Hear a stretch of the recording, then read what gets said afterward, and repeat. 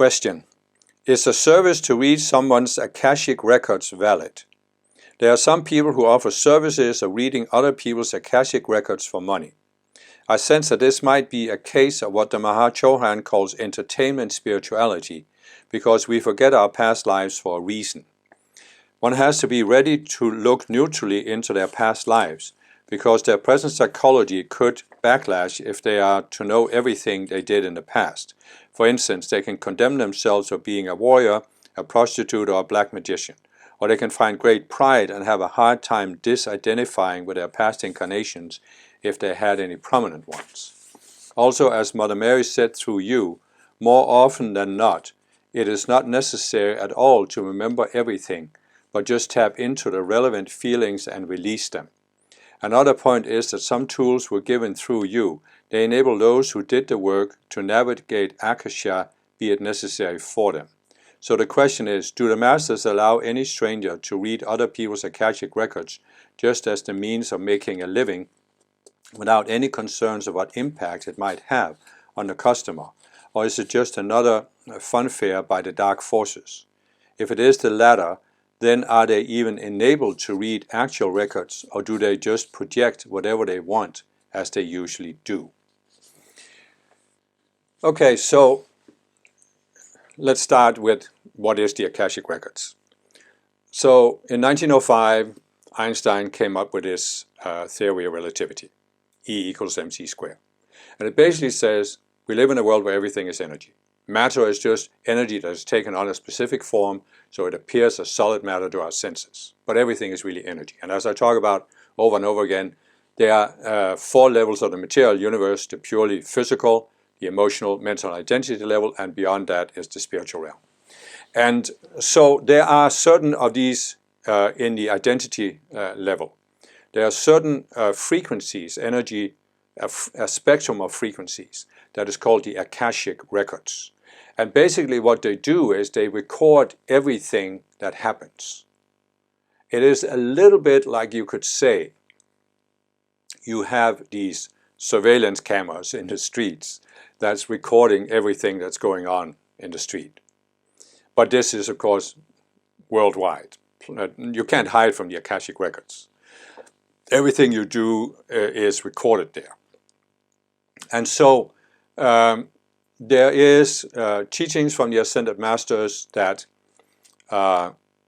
it's possible to read these Akashic records, but this is, from the Ascended Masters' perspective, only done in their spiritual retreats, which are in the upper levels of the identity spectrum, the identity realm.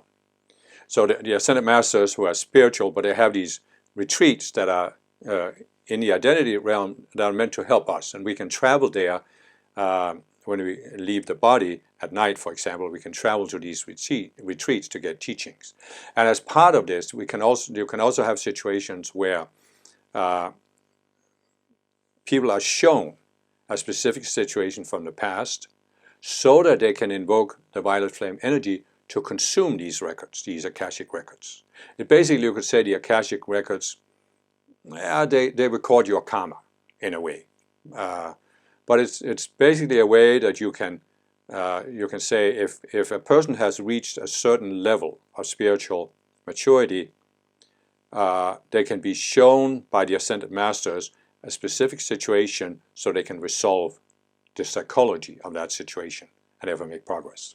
This doesn't mean you're shown this willy-nilly. It's very specific. If an Ascended Master is working with a student and evaluates that the student could benefit from seeing these Akashic records, then they're shown it. But it's also, in many cases, it's not necessary to see this. It's not necessary to see it consciously.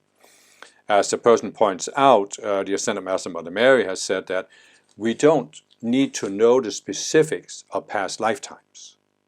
What we really need to do is just have an intuitive sense of the psychology involved so we can resolve the psychology. I have many times seen something in my psychology that I'm sure was tied to a specific situation in a past lifetime. I was exposed to a trauma, for example. But I didn't see the specific situation because you don't really need to. You just need to get in touch with the psychology, the belief that caused you to create the subconscious self, so you can consciously resolve the idea, the belief. And then you're free of it, then you don't need to know the specifics. It's also very, very true, as the person is saying, that if people were shown that they did not so good things in a past life, most people would condemn themselves. And if they were shown that they had this wonderful past lifetime, then they would often feel prideful. And they would have in both cases, they could have a hard time letting go of the past. And you understand that the purpose of the Akashic records, okay, let's just make this very, very clear. The purpose of the Akashic records is not some punishment device where you are confronted with all the wrong things you did in the past so you can feel bad about yourself. Or you're confronted with all the good things so you can feel prideful. Because the purpose of spiritual growth is to let go of the past, right? That is the purpose, to overcome your past, to move on, so that there's nothing in your past that pulls you back to earth. That's the whole idea of karma. Karma pulls you back to earth, and in order to ascend, you have to overcome the karma. And that means basically, you come to a point where your past lives have no pull on you. And you can actually, in that case, when you resolve the psychology, your Akashic records are cleared. It's not like they're going to be there forever. And so, based on all this, what can we say? Is going to somebody who claims to have some psychic ability and having them read your Akashic records, is that a valid thing to do? Paying them money to do it. And I would say, personally, I would never even dream of doing it. I mean, first of all, let's just step back here. The person is actually asking a very good question. Can somebody actually read the Akashic records? Or do they just read something or project something that has no reality to it? And personally, I would say that over the many years I've been on a spiritual path, you will come across people who have this inordinate desire, this obsessive compulsive desire to have some special ability that other people don't have. And they can end up as psychics, they can end up as channelers, and they can end up as people who claim to be helping people. You know, even people who think that you can make an appointment with a person for 3 o'clock Tuesday afternoon, and you call up the person, and here's an ascended master giving you a personal dictation right on the dot there. It's never seemed credible to me that you can schedule an intervention from heaven, or the same thing with the Akashic records. So my personal view is that people who do this for money, they're partly driven by this desire to do something special. They're partly, in some cases, they might just be driven by, hey, this is an easy way to make money. And they're not contacting the Akashic records. They're just making it up. Or, I'm not saying the person is making it up. The person might have a connection to a being in the mental realm who's making it up in order to get people's energy. So you have a physical person who's getting people's money, and you have a being in, say, the mental realm who's getting people's energy. You know, and that's what's happening in most of these cases. The same with psychics, the same with many channelers. So what we have to realize, and it's very valid what the person is saying, that for most people, it would be very disturbing to know the specifics of their past lives. And that's why we forget in between embodiments, so we have a chance to start over on a relatively fresh page. In other words, when we come into our present embodiment, we don't remember the specifics from past lives. But of course, we carry with us the psychology we developed in past lives. But at least we don't have the specifics. And that means we can now move on trying to resolve the psychology in this life without knowing specifics from past lives. And there can of course happen as you walk the spiritual path. You're shown past lives. I have met people over the years who have been shown very specifics about their past lives, and I'm not saying that doesn't happen, but it's relatively rare. And I have also met people who thought they were shown specifics on their past lives, but I don't think it was genuine. I don't think it came from the Ascended Masters. I think it came from forces in the mental realm. So again, it's murky. You know, I'm not saying that there aren't people who have seen their past lives, or at least some past lives. I would, if somebody comes and says, I've seen all of my past lives, I would seriously doubt that. Because my clear sense is, I've been in embodiment on Earth for a very long time. We're talking over 1 million years, and closer to 2 million years. And that is a lot of lifetimes. There's just no way you can see them all and keep that in your mind, I mean, without being totally confused. So I would seriously doubt that anybody has seen all of their lifetimes. But I'm not saying it isn't valid that some people have seen some lifetimes. But I also think a lot of people who think they've seen lifetimes, it wasn't their genuine lifetimes.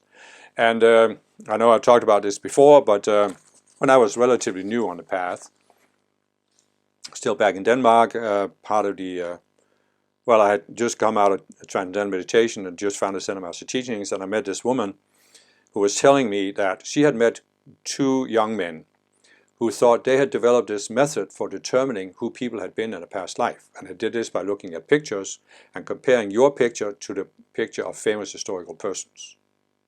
And so she thought that was very interesting, and she went along with it for a while, and they looked at her picture and they determined she had been this famous person and they themselves had been other famous persons. But after a while, the thought came to her, is it really logical that the 3 of us living in this little town in Denmark, that we have been basically all the famous people of history in past lives? And that's what I'm saying. Sometimes you have to use the rational mind, because you can find spiritual people who think they were a famous person from a past life. Then you can find another person who also think they were a famous person, that same person. And obviously 2 people couldn't have been the same. 2 people couldn't have been Napoleon, right? Or St. Paul, or Jesus, or whatever. So what I think is important to keep in mind with past lives is that famous people from history, in the collective consciousness, they come to represent what we can call an archetype.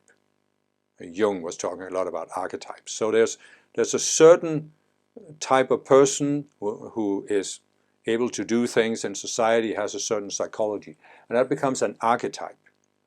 And in order to, so let's say we have a person who has a similar kind of psychology as this historical person had. And in some cases, it can be helpful that the person believes, oh, I was that person in a past life. Because it can give the person an impetus to work on the psychology. So I think sometimes people are shown, oh, I was whomever, in order to get them to work on the psychology, and if it's successful, they can make genuine progress, and then it can come to a point where it says, well, it doesn't really matter whether I was this or that, because I've left the psychology behind. But there are also people who take this very literally, and therefore they believe forever that they must have been that. And, that can sometimes hinder people's progress. So again, it's a murky thing, and that's why I'm saying, I personally, I know without a shadow of a doubt that I have been in embodiment many, many lifetimes on this planet, and that before that I lived on a natural planet.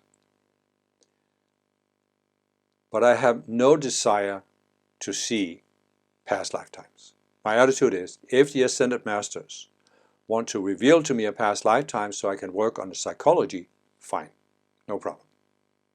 But what I've seen over the years is so many people, spiritual people, again, as I've said before, there's a certain dynamic. We feel like outsiders in society because we're spiritual. Now we find a spiritual path, a spiritual movement. Now suddenly we feel we're insiders, and we feel like now we are special because we are in the spiritual movement. And as this desire to feel special, I've seen so many people who would like to have been a famous person in a past life. And my attitude is, what does it matter now who I was in a past life? What does it matter? Let's say I was a king of Denmark 300 years ago.